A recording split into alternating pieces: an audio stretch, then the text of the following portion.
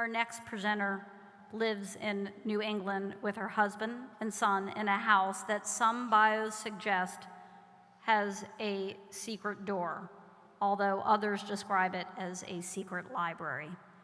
Either way, there's no denying the intrigue. Diary of a Wimpy Kid creator Jeff Kinney has said that nobody does spooky like this woman. He speaks the truth. She is perhaps best known as co-creator of the best-selling Spiderwick Chronicles, and she is most recently known as the Newbery Honor-winning author of Doll Bones, a story about a doll that may be haunted and three friends who embark on a spook-filled quest.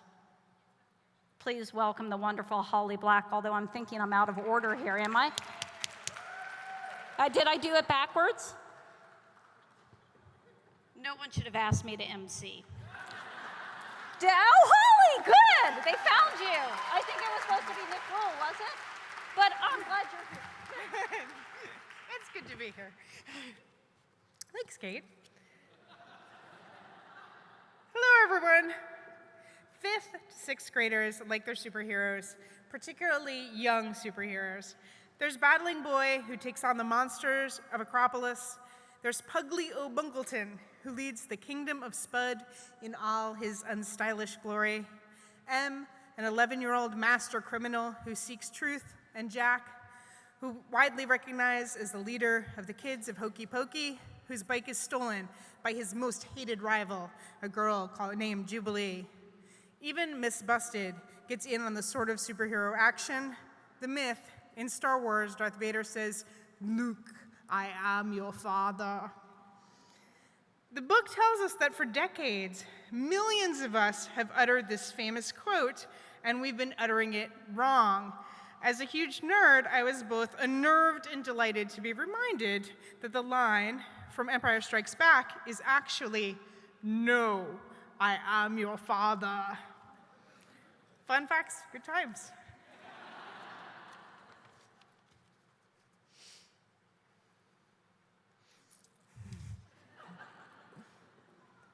Welcome.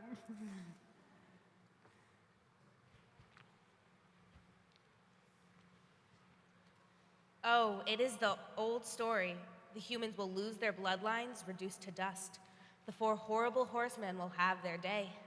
Gosh, that is unless you succeed. Huh? What do you mean? Man is no match for the monsters, son.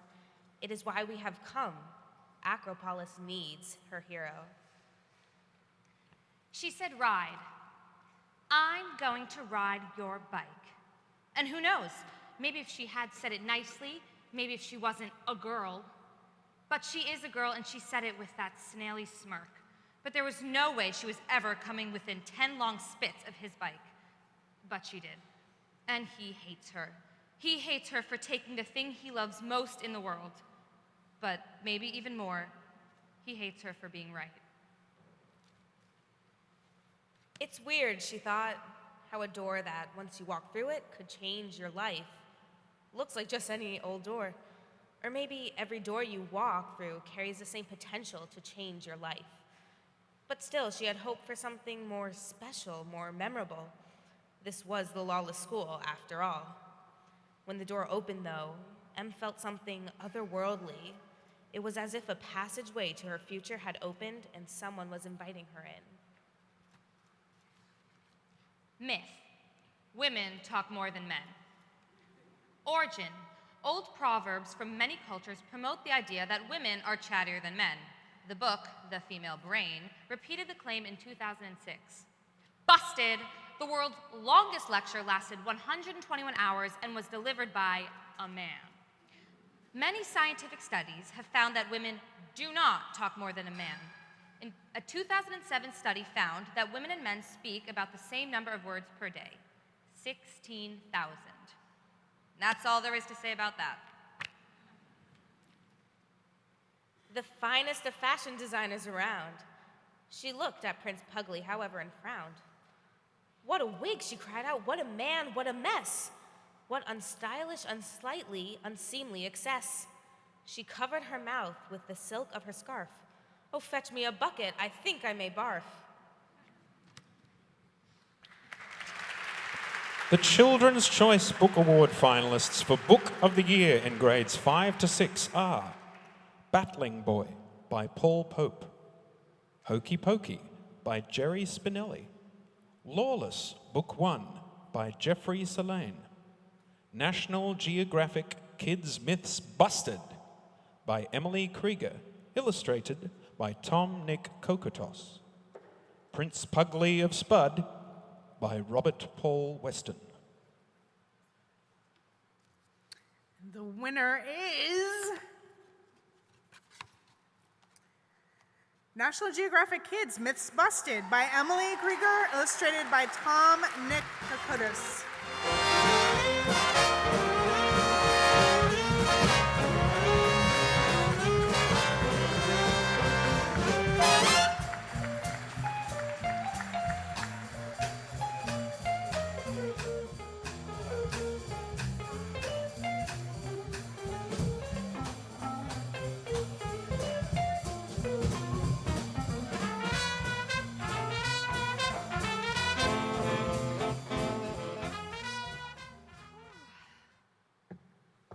Hi. This is super exciting. Woo. So, I first want to thank all the kids who voted, period, and let all of us know what they thought about our books. I spent a lot of time in my basement office writing alone, and so I was thrilled to get feedback from readers, and especially to get feedback that they really liked the book. So thank you, thank you, thank you to all the kids who voted and just letting me know what you thought about my book. And I'm thrilled. It really is one of the great joys of my life, so thank you so much. I also want to thank the CBC for encouraging kids to read and to vote and let us know what they think about our books and giving them a platform to do that. I want to thank my team at National Geographic, who is super. I especially want to thank my editor of the series, Becky Baines. She is fantastic. You have a wonderful sense of humor. You're a master problem solver, and I feel eternally grateful that I get to work with you on this series and that you believed in me to write my first book and came to me and said, hey, do you want to do this? And I said, well, yeah, you think I can do it? And you said, yeah, and I was thrilled. And it's been super fun to write, and I've learned so much. And I also want to thank the illustrator for making the book sing. I'm such a big fan of his work, Tom Nick Kokotos. And I also want to thank Jamie Kiffel-Ache and C.M. Tomlin and Stefan Lofgren for contributing content to the book. I would also like to thank my family. You guys are awesome. Your enthusiasm and your support has been incredible, and I am eternally grateful to you. So thank you, thank you, thank you.